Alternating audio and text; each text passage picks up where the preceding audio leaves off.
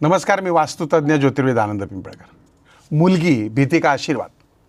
समाजाला आरसा दाखवणारा मनापासूनचा संवाद आज मी तुमच्याबरोबर करणार आहे आणि मी तुमच्या सगळ्यांचा आवडता आनंद पिंपळकर आपल्या आनंदी वास्तूच्या प्रतिबिंब या अंतर्गत तुमच्या सर्वांचं स्वागत करतो. नुकतीच एक बातमी आली की एक मुलगी तिच्या आवडीच्या मुलाबरोबर पळून गेली आणि लगेच गोंधळ उडाला, आरोप झाले, धर्माचा विषय येऊन ठेपला.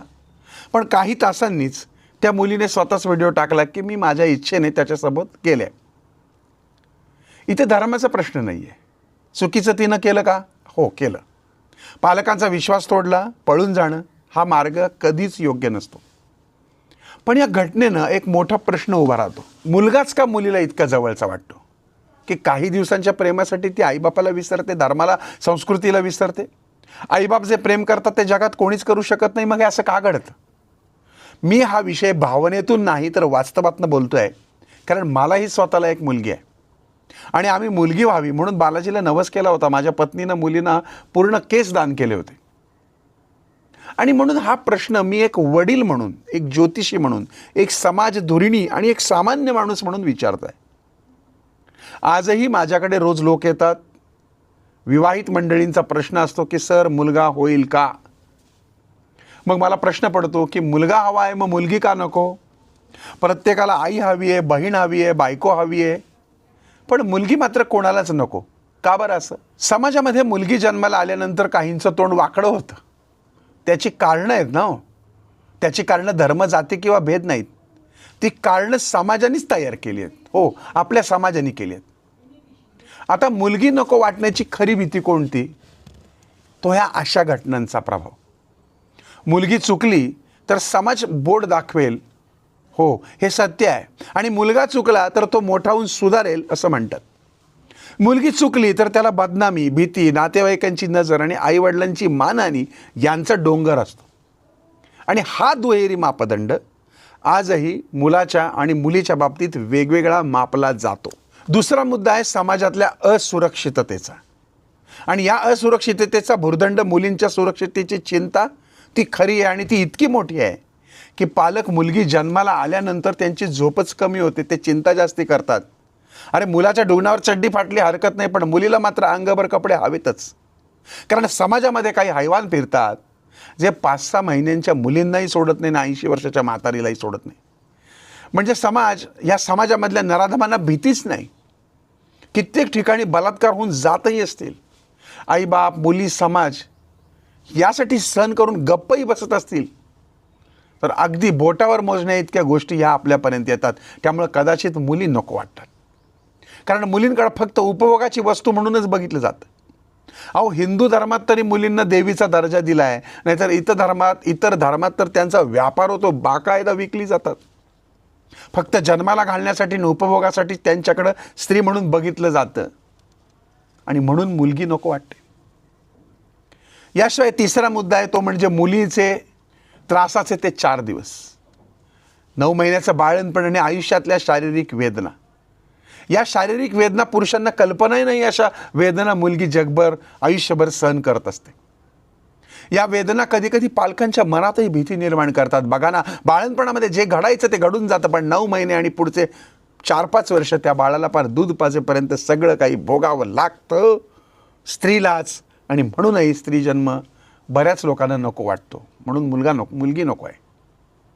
पुढचा आणि महत्त्वाचा विषय आणि मुद्दा म्हणजे स्त्रियांवर होणारे अन्याय, अत्याचार, छेडछाड, दबाव. कितीही काळ बदलला तरी स्त्री पुरुष समानता कागदावरच जास्ती दिसते. प्रत्यक्ष जगात मुलीला अजूनही जास्त धडपड करावी लागते. कायदा आहे, संविधान आहे, पण तेवढ्याच पळवाटही आहेत. पुराव्याअभावी कित्येक नराधम सुटले, तो कायद्याचा विषय, तो अवघड आहे. पण एक पालक म्हणून स्त्रीकडे बघण्याचा दृष्टिकोन समाज बदलणार आहे का? स्वतःची मुलगी आहे ना, मग दुसऱ्यांच्या मुलीकडे एवढ्या घाण नजरेने का बरं बघावं? पण प्रत्येक गोष्टीला 2 बाजू असतात, तसेच याला पण नाण्याची दुसरी बाजू आहे. ह्या काही मुली प्रेमाच्या नावाखाली पळून जातात, पालकांच्या मनाचा विचार न करता निर्णय घेतात. हेही वास्तव स्वीकारायला हवं.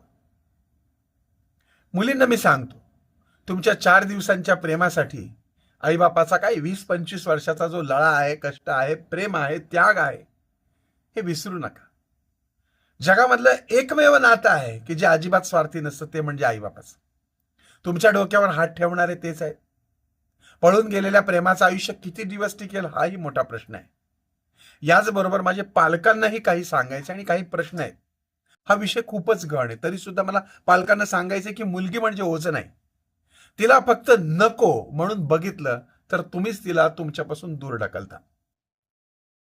मुली मोठ्या झाल्या की त्यांना थोडं ऐकून पण घ्यायला हवं. खूप धाकात ठेवून उपयोग नाही. त्यांच्याशी बोला, मैत्री करा. ज्यांच्याकडे बोलायला पालक नसतात ना, त्या बाहेर जाऊन ऐकणारा शोधतात. आजची मुलगी शिकलेली आहे, सक्षम आहे, जगावर राज्य करू शकणारी आहे. तिला फक्त काय पाहिजे माहितीये का? सुरक्षितता, विश्वास आणि थोडं ऐकून घेणं हवा असणारं पाहिजे.